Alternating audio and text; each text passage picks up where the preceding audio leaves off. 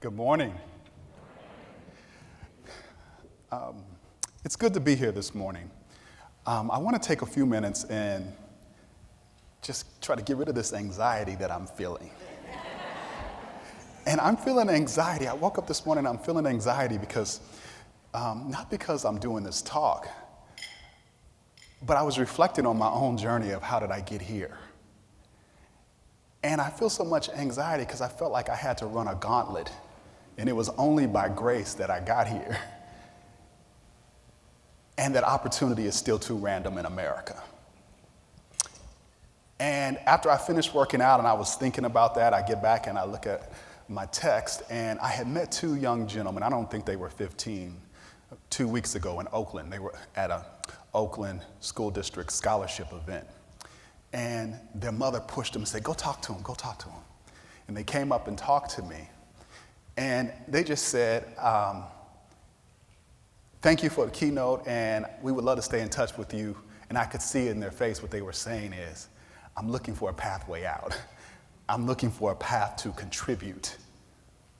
And when I got their text this morning, they were reminding me that I met them, which is rare for folks to actually reach back out. But these two little black boys reached back out and said, hey, do you remember us? I just want to see if you could hit me up to talk about the opportunities that you shared with me. And while I was excited to get the text, I actually could not really enjoy it because I'm scared for them. Because I'm scared for what it's like to actually not know how to get on a pathway. And then even if you get on that pathway, all the things that get in the way. And so what I want to talk to you about is how not to make opportunities so random in America. How to, in fact, build on the fact that, we've been doing workforce development for at least 86 years if you go back to the Great Depression. And so the time is now is absolutely right. And so I'm going to take those values and try to operationalize them. And I want you to think about those two boys and what it feels like. And it's important for us to think about pathways and some of those values because it is truly only by grace that I am here. Because in my first job, it launched my career, but it almost broke me at the same time. I worked at a place that did not know how to deal with black male energy. Everything I said was an act of aggression. They ultimately sent me to anger management for a year. And I talked to a woman named Dr. Dottie Fannensteel. And they ultimately fired me for pushing too hard because I wasn't a right fit. So when I talk about this gauntlet, I'm standing here talking really from my own experience of what it feels like to be on the outside and desperately trying to get to a place where you can get one of those good jobs. You can contribute to this nation. All the things we say we want. So let me share a couple of things that I'm holding in my own journey. I'm not here to lecture you. I'm not here to tell you what to do. I honor and respect all the excellent work that's going on in this room. So what I want you to do is try to just sit with what you're going to hear me say. Don't try to put it on a political spectrum because I don't believe in the political spectrum is working for any of us right now, no matter where you sit. So that's not where I'm at. I'm just having a conversation with you about being in this field for more than 20 years and what I see as the opportunity. The first is, if the time is now, for us to be clear about what the time is now, what is the purpose? Whether we like it or not, this nation is becoming a nation of color. By 2040, the majority of the workforce is going to be people of color. That is a reality. And our institutions and our systems are not ready for that. What I want you to think about is, the time is now for us to usher in the promise of equity, just and fair inclusion into a society in which everyone can participate, prosper, and reach their full potential. That's what this time is. So what does that mean? That means as we begin to do this workforce development work, we've got to be able to hold a couple of interests. The time is now for scale. I am not talking about charity.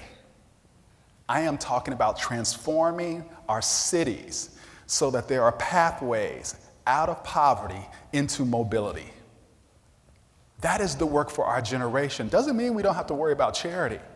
But too many of us are conflating charity with transformation. And here's what I mean by that, folks. I'm tired of folks projecting into the employers who are doing good work in this community and the nonprofits in this room who are busting their butts to serve folks in community, projecting all their hopes and aspirations in language like results and accountability onto you all, without ever wanting to tend to the beautiful design of oppression that's occurring in our cities. That's the reality. So when we talk about scale, I want you to hold the interest of entire population. I want you not to become intoxicated by data, but to actually use it to drive to the very thing you need to be doing. And in too many places, I see people do all the data work, walk right up to the line, and then choose not to do the work. So I want you to think about countering the work avoidance that is in your workforce system locally. And I'm going to give you some tools to think about. If you want to get to scale, we need to disaggregate our data. And once it is disaggregated, we need to be clear about who we want to support and serve. And when you get clear, you should make sure that strategy is actually crafted based on what they need, not what your funder wanted, not what's popular at the time, but actually what do those folks need? And this is a big structural barrier in our work, being able to craft strategy for a population based on what they need versus where the money is at. What I'm asking you to think about, funders in the room and others, how do we reconcile this disconnect between funding and the right strategies that need to be employed on the ground? That's one thing. The second is this, for the employers in this room who are doing amazing work. The best leadership gift you can give is to compel and fight with your other colleagues to make good jobs the standard in your cities. Because if you do that, we don't need all this charity work. If you do that, we don't need all these philanthropic dollars. At least for this work, we can put them to something else. Second, we've got to make sure that our workforce product is superior, that it is actually producing the skills that are necessary to compete for living wage jobs. What I want you to ask yourself is this: would you use your product?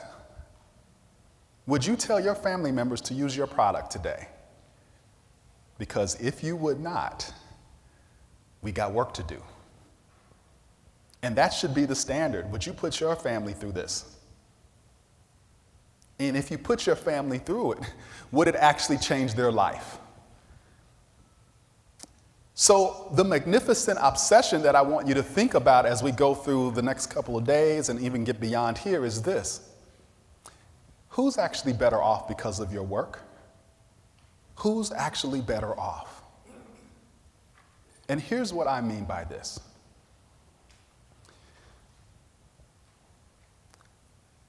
We talk about results, and sometimes this becomes the most unaccountable space that you can be in cities. Folks can't seem to find black folks, can't seem to find women. They exist. They're there. They're there in your communities. You cannot let this stand where people are talking as if it's going to take them another 20 years to figure out how they can attract and retain the gifts that are in your community. That is unacceptable. So if this is going to be about results and accountability, which is the only thing I think it should be about, we must demand that our institutions get with the program, because they're getting in the way of our results-based work. They're getting in the way of our results. So if Good Jobs provides a foundation for not needing so much charity, addressing the systems of structural racism in our communities is the next thing we got to do. And I've been thinking about this a lot, and I know many of folks don't like to talk about race, don't like to talk about gender and all that. But here's where I'm at on this. Even when I think about my own role, it does not matter if I get it. My job isn't to get it. My job is to do something about it. So if I can't get it, I should get out of the way. I should get out of the way. Because women should not actually have to wait for me to get it to be treated fairly. Transgender folks should not have to wait for me to get it to feel safe at work. What I'm signaling to you is this. This is not a moment to center whiteness anymore. It's not a moment to center blackness. It's not a moment to center Asians, Latinos. This is the moment to see humanity in every single person that walks over that threshold into our employ. That's what this moment is, folks. And so as a leader, I'm calling you to do the things that you say you do well. Be courageous, be visionary, be bold. Why is it when it comes to racial equity, all of a sudden we become helpless, to say it politely? This journey about racial inclusion is hard for all of us. And it doesn't mean we have to attack each other. But what it does mean is this. I've got to fight for white folks just as hard as I do everybody else. And I'm asking you to do the same. Because that's what equity requires. Your workforce development work gets undercut by people over-policing communities. Because that becomes one of the first barriers. Now they can't compete because you've just said they can't have a record. Or they've got to have a driver's license that's been taken. That's one of the first barriers. What I want you to think about, if the time is now for us to see entire systems. I want you to see the entire systems. The first, I want you to see your workforce development system. I want you to see that ecosystem and ask yourself, what do we need to do to make it more accountable? What do we need to do to make it be the engine that can get us to scale in terms of employing the next generation of our workforce? That's the first thing. The second is, can you see the systems of oppression that are hiding in plain sight in your communities? And while you may not be working on it directly because you're staying focused on what you do, you sure can use your leadership voice. You sure can partner and collaborate with others who are working on those issues. That's what we've got to do if we're going to get to scale. And then, more importantly, our institutions have to change.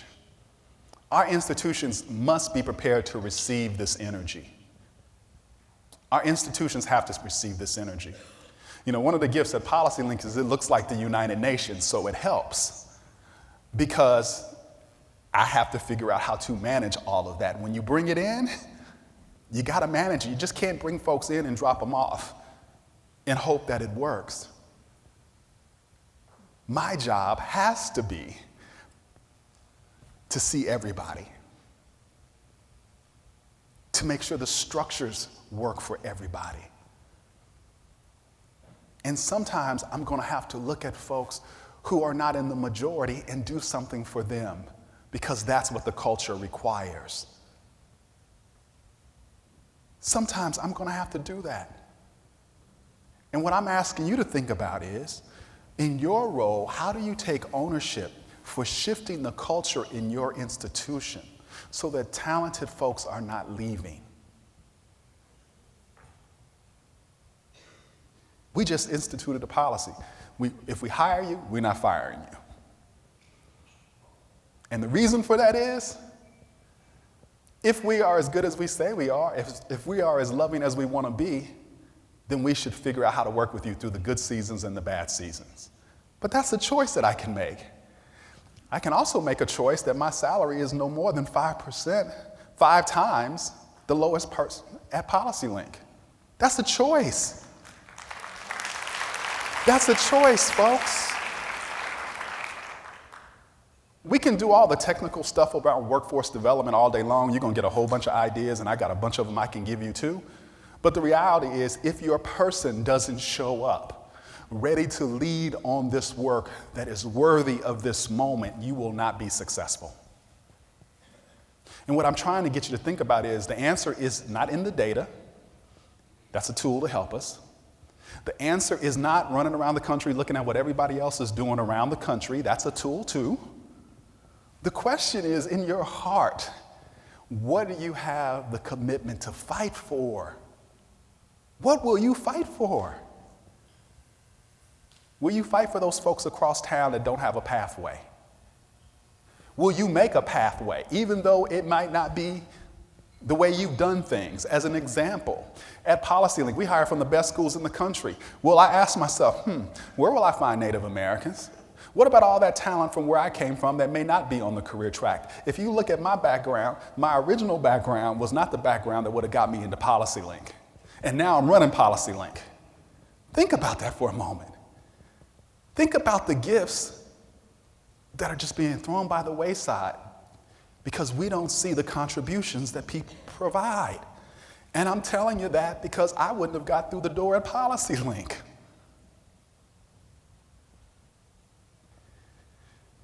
We can transform our institutions to do this work.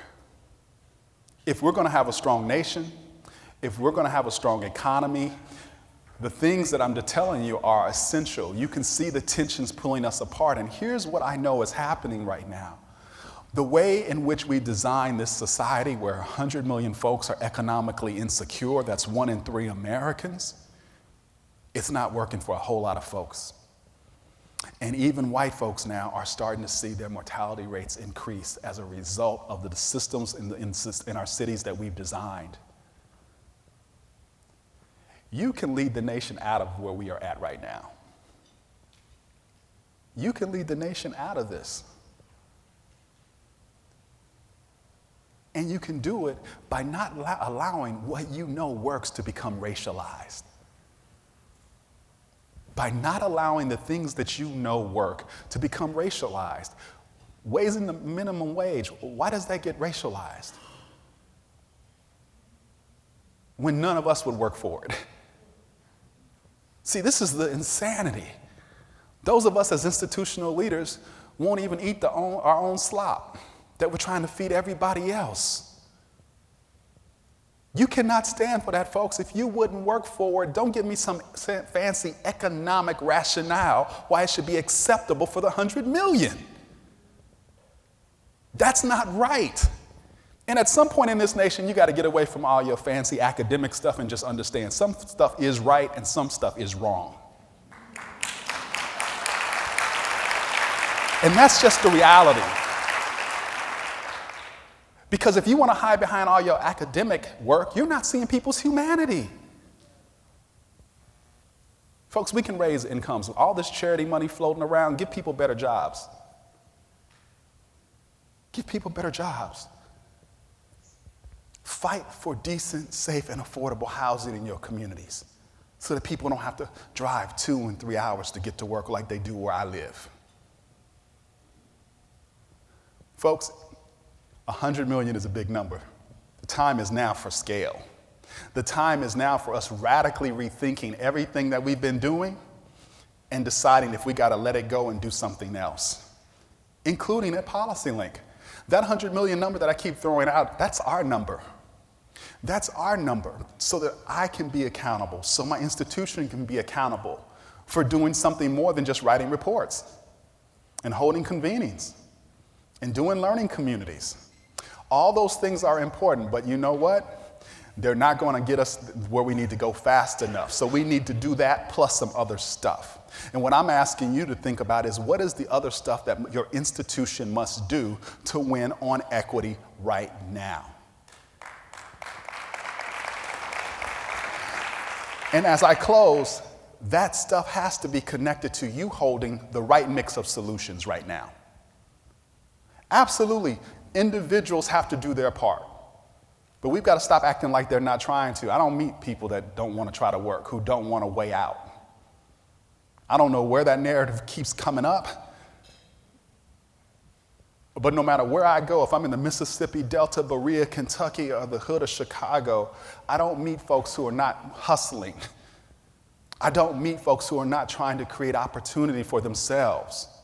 So yes, personal responsibility is important, but it shouldn't be a political weapon that it gets ultimately racialized, because people are trying to get out. But the reality is this: white folks are dying because they can't survive in the system that they created for us, which we can survive in. And that's what we got to stop. It's not good for anybody. The second is absolutely you got to have really good programmatic strategy. But programmatic strategy must be linked to systems reform and good policy work. You're never going to be able to scale all of your programmatic work. You're never going to be able to scale it. And that's okay. But your good programmatic work should be informing what policymakers implement.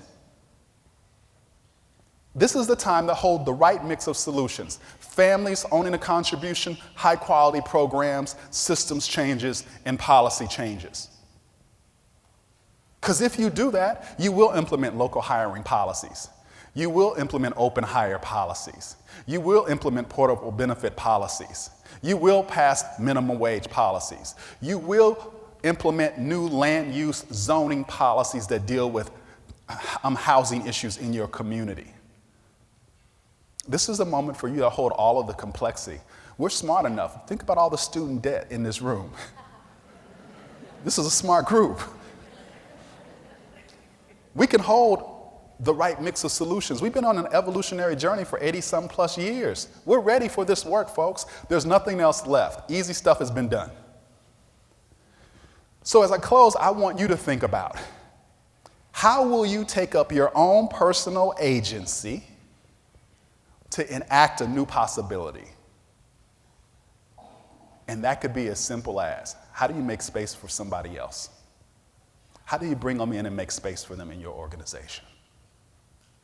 How do you imagine a different possibility for your role? Think about all the stuff that you're not authorized to do, because no one's ever going to authorize you, but you could do it. That's why I gave you those examples. I can choose the compensation range. I can choose where we recruit. I can choose the type of culture. What I want you to think about is, where will you take some of those steps where no one's ever going to authorize you to be liberating for other folks? No one's going to authorize you to do that. That's not in your job description, is it?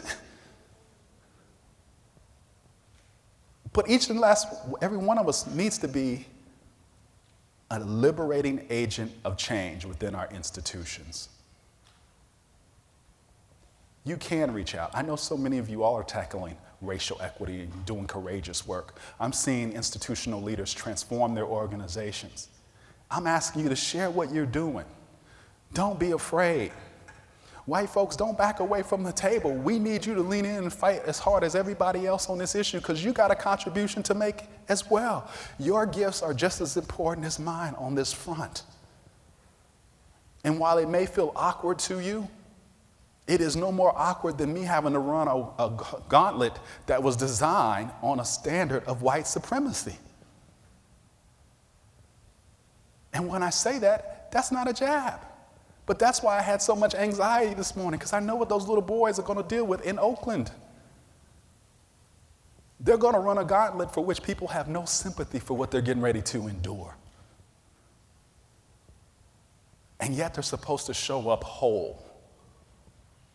And yet they're supposed to show up to work whole every day.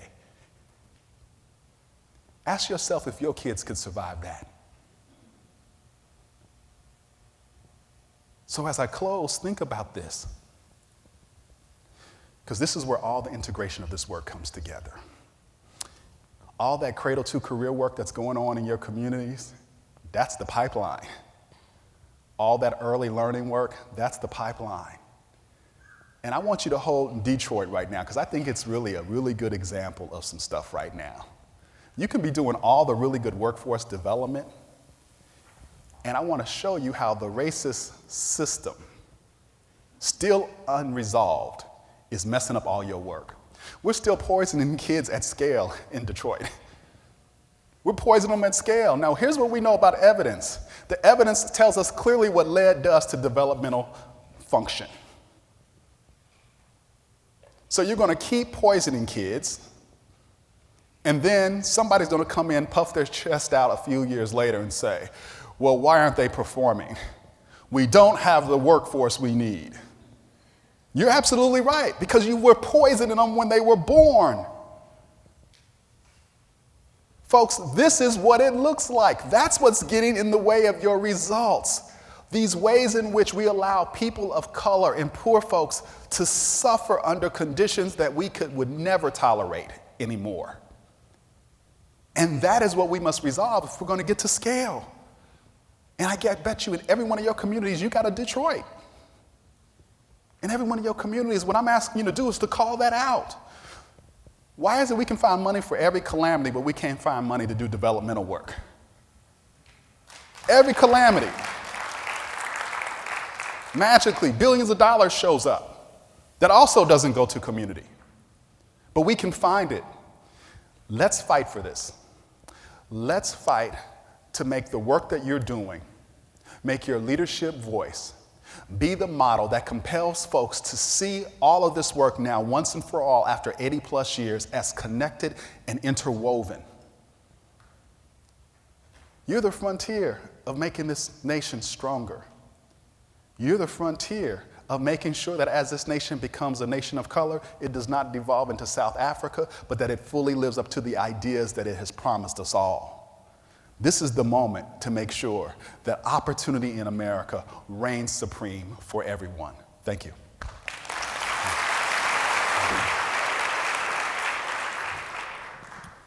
That deserved a standing ovation, did it not? Michael, thank you so much. My pleasure. You know, we often joke that no one grows up in America wanting to become a workforce professional. But maybe through your inspiration and through the work of... That's why I was an English major, eh?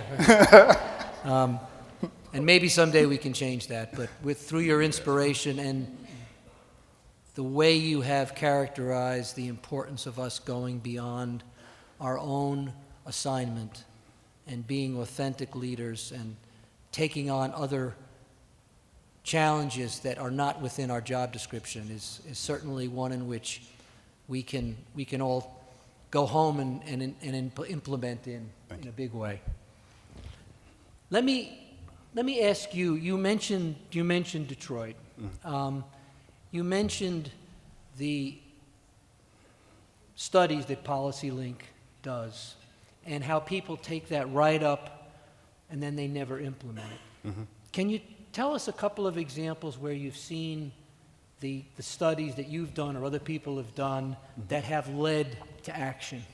And give us some examples. And then we're going to open it up to questions from the audience, so get your questions ready. We have a couple of mic runners. Where are they? Come up, Nita. Come up closer so that people can see you. We had another one. Okay. Yeah. Thanks a lot, Michael. Yeah, New Orleans is a really good example. You know, sometimes people think of the South as being backwards and racist and all that, and the reality is they're doing some of the most innovative work in the nation right now in the South. And New Orleans is an example. They brought us in, they were already doing good work, brought us in to do some data work around some of the infrastructure things that were going on there. And we did some data analysis and discovered that over 54% of black males were unemployed. That's where the data took them. Now, often at that moment, folks would have said, oh, we can't target things. We have to just be universal. You're then not doing results-based work. They focused on that population and ultimately within a year or two got the unemployment rate down by got it down to like 44%. That's a really good, consistent increase. Now more work has got to happen, but you cannot imagine what that ignited. That ignited a huge fight at the state level. Because folks are like, you can't implement these targeted hiring policies. You cannot do this. But advocates and others came together and fought for it, and they prevailed. Well, that is a perfect example there where people would have said, no, you can't deal with this. You can't do it that way. But we've got targeted hiring in other communities all the time, folks. All the time. But that is an example where using the data was actually successful. Great. Mm-hmm. Thanks, Michael. That's a great idea. Is there someone in the audience that would like to ask a question? We have one right here. Go ahead. Hey, good morning. When are you announcing your candidacy for president? Because I'm voting for you. Too many skeletons in my closet.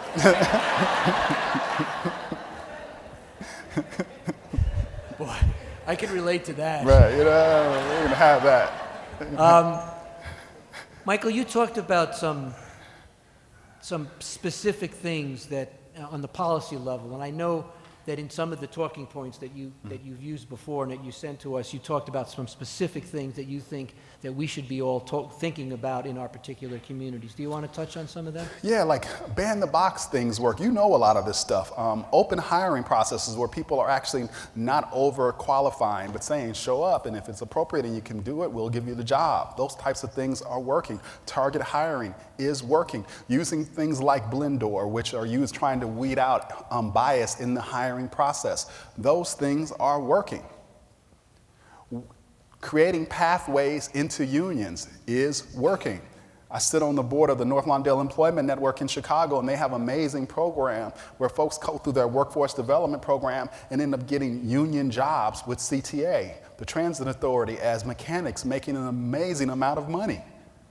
But that took a lot of work, and JP Morgan Chase has been a big part of helping us do that work in Chicago.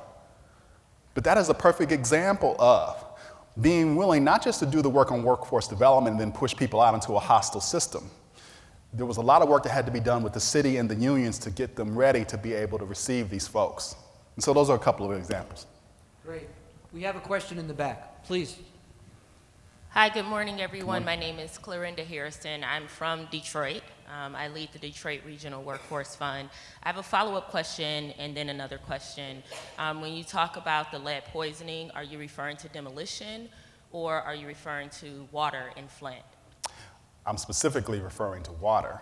Okay, so that's Flint, not Detroit. Yes. But there is an issue with demolition, wet demolition and dry demolition and lead poisoning in Detroit communities. Just wanted to make sure Thank you for people getting know it clear. that Detroit and Flint are not the same community. That's right. But my question is, and you raise a valid point, when there's an intersection between environmental justice and ensuring that workforce and economic development considers those environmental justice issues and how we move forward in creating policy, systems change, and programmatic work. What kind of research have you guys uncovered that helps to kind of guide that intersectionality, because a lot of those conversations happen in silos? That's right, they do happen in silos. And here's what we propose. A lot of times we take up our work and we do it in an undisciplined manner. And so what we have found is if you use the simple discipline I'm getting ready to share with you, it will help. When you start thinking about your work, be clear about who's the population, what is the call to action, what are we actually trying to do for them, with them, how are we measuring progress? Because the measure, the indicator, is the locus of what leaders should be using to align contribution. And I can tell you, I don't know how many places I go where those three things are rarely together. People, place, result, and indicator, ultimately. They'll have general ideas. Someone will say we're working with 100 folks. Some will say 1,000. Some will say 6,000. Well, if we're not even clear on the number, you can imagine what that means for our strategy work.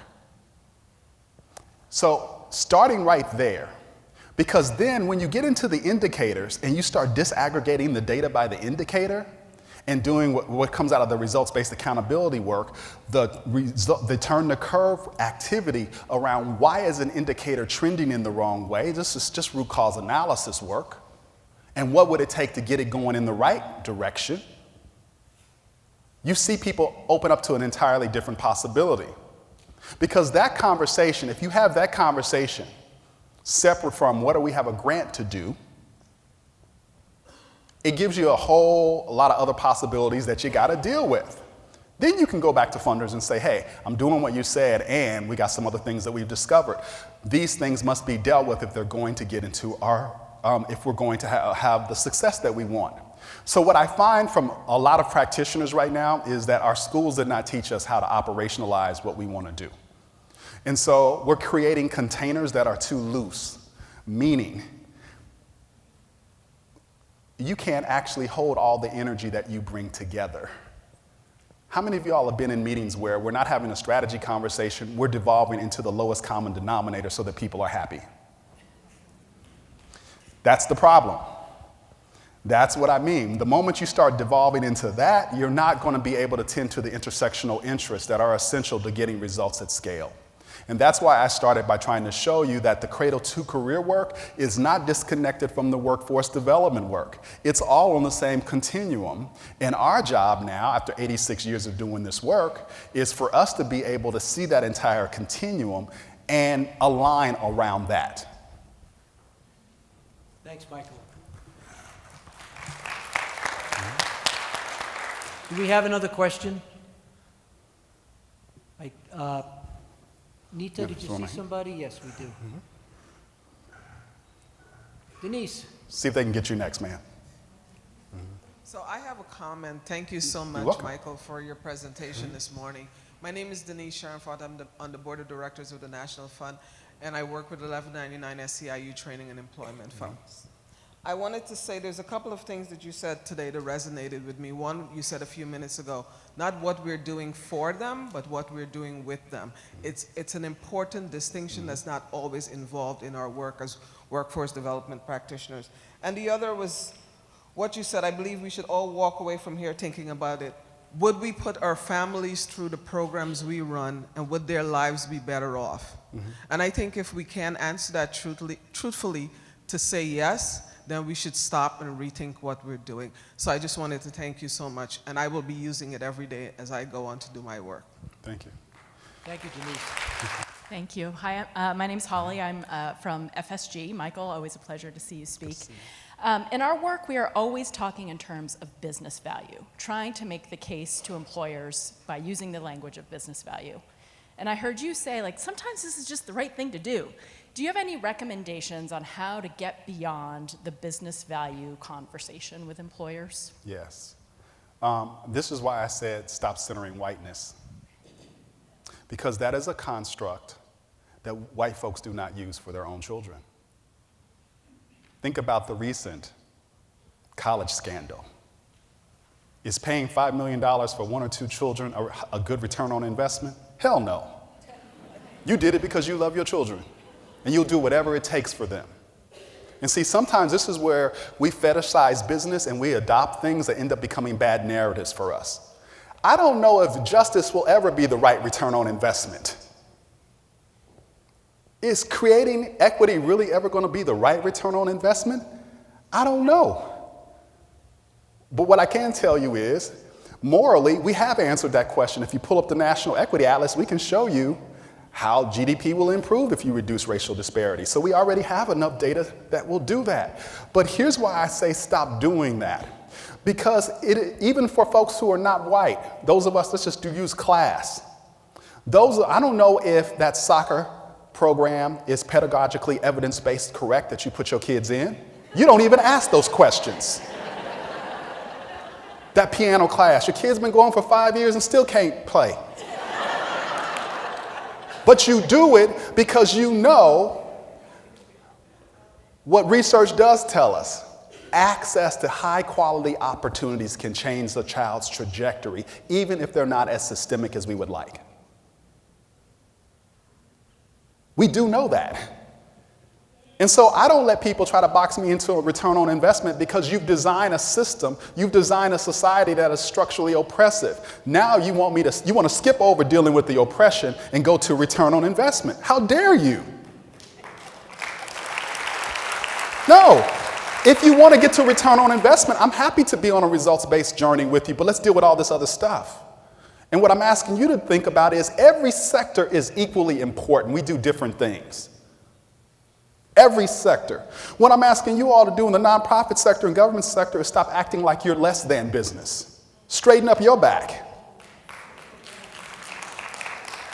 Because when you just take language from another sector and then try to slap it down on ours, you're creating narratives that then got folks voting against their own self-interest. Because now they're like, yeah, I'm all for business. If you only knew what business was doing in some places. All the business don't have the consciousness of the businesses in this room. So I do believe in return on investment, but it's a different return. Creating a just and fair society that works for everyone is a powerful return on investment. But I can't give you that on a balance sheet. on a profit and loss statement. You see my point? And while I know Heckman and others have done that around the importance of early childhood development, what has it changed? So even when you get it, Nobel Prize winners have told you that it works. We still don't want to do it. How many of you all have universal pre-K in your cities? Not many, see? Heckman's already told us that is one of your best returns on investment. Now go and try to get a sales tax measure passed in your city, and then tell me about it. Because when it's for those folks, when it's for those people, we seem to don't want to do it. And this is what I mean by racializing this work, folks. You all already know. You can do some quick Google searches and find the top 10 things, if you lay them out on that cradle to career continuum, that are evidence-based, researched all day long, that work. The question now is, will we do them? So that's why I don't use the return on investment language that way. But I am always pursuing a results-based conversation, which is why I think the most fundamental question to answer is anyone better off? Thanks, Michael. Thank you. Thank you so much. Thank you all. It's a pleasure, brother. That's really good. Really appreciate it. Thank you Thank so you. much. You did a great job. Thank you.